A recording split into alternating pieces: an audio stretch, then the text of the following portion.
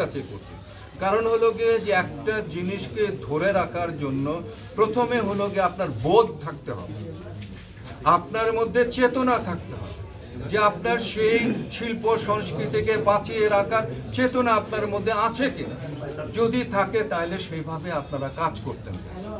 আমরা কিন্তু কেউ আমাদের সেই চেতনাকে আমরা ধরে রাখি। চলচ্চিত্র কোথায় আছে আপনি আমাকে বলেন তো, আছেটা কোথায়?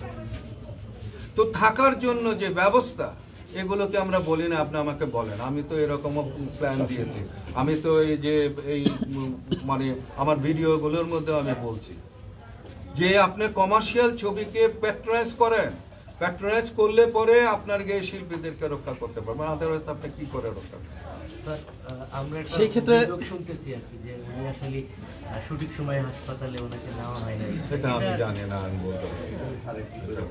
আচ্ছা ভাই, শেষ প্রশ্ন আপনার কাছে যেটি, সেটা হচ্ছে আপনি জীবিত থাকা অবস্থায় আপনার যারা কলাকৌশলী বা আপনার যারা সহকর্মী রয়েছে তাদের উদ্দেশ্যে আপনার এই চলচ্চিত্র নিয়ে কী বলে যাবেন? চলচ্চিত্র থেকে কি বলে যাব আসলে আমি এটা আমি বলে যাওয়ার মতো আর কিছু আমি দেখি না। তার কারণ হলো যে ওই যে বোধোদয়ের কথাটা বললাম, চলচ্চিত্রের মানুষগুলোর বোধোদয় হতে হবে, তাদের চিন্তা করতে হবে যে নেতৃত্বের জায়গাগুলোর মধ্যে আসলে তাদেরকে নিয়ে এসে তাদের পিছনে দাঁড়াতে হবে। ছিলাম, কিন্তু আমি আপনারা জানেন যে আমাকে আনা হয়েছিল এবং পরবর্তী সময় আমি চেষ্টা করেছিলাম, কিন্তু আমার চেষ্টার সঙ্গে কেউ সম্পৃক্ত ছিল না। এর জন্যই আমি এই কথাটা বলি। আমি যদি এক কথায় জানতে চাই, যেমন আপনি, মানুষ তো মরণশীল, সবারই একদিন মরতে হবে, সেক্ষেত্রে আপনি যদি একজন কিংবদন্তি শিল্পী হিসেবে আপনি কি আশা করবেন যে আপনাকে মূল্যায়নটা কিভাবে করা যেতে পারে?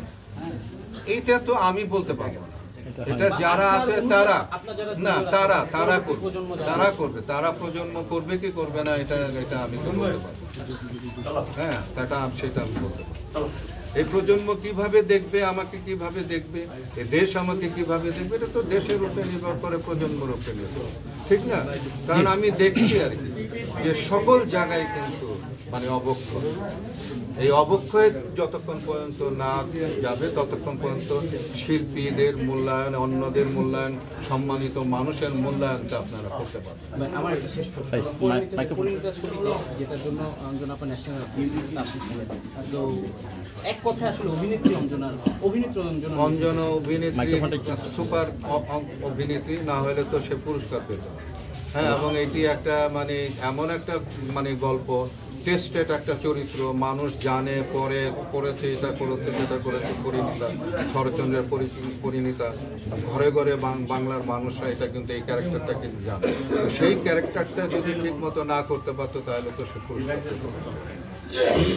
আচ্ছা ভাই, আমি একটা জিনিস জানতে চাই, একটু স্মৃতিচারণ করবেন যে অঞ্জনা আপুর সাথে আপনার কোন ছবিতে শেষ অভিনয় করেছেন এবং কি কথা হয়েছিল লাস্ট? শেষ অভিনয় কোন ছবিতে করছে এখন আমার মনে পড়ছে। আমি যদি ভুল না করি 13 সালে একটা নাটক করেছি। না 13 সালে কি, আমার ঠিক মনে নেই। না, নির্বাচনে শিল্পী সমিতি আমার সঙ্গে ছিল, কিন্তু এটার জন্য সে লজ্জা পেত। আমি এইটা বলতে পারি যে অন্যান্য শিল্পীরা কেউ লজ্জা পায় না, কিন্তু অঞ্জনার মধ্যে অনুশোচনাটা ছিল যে সে আমার সঙ্গে থাকতে পারে নাই বলে সে অনুশোচনা।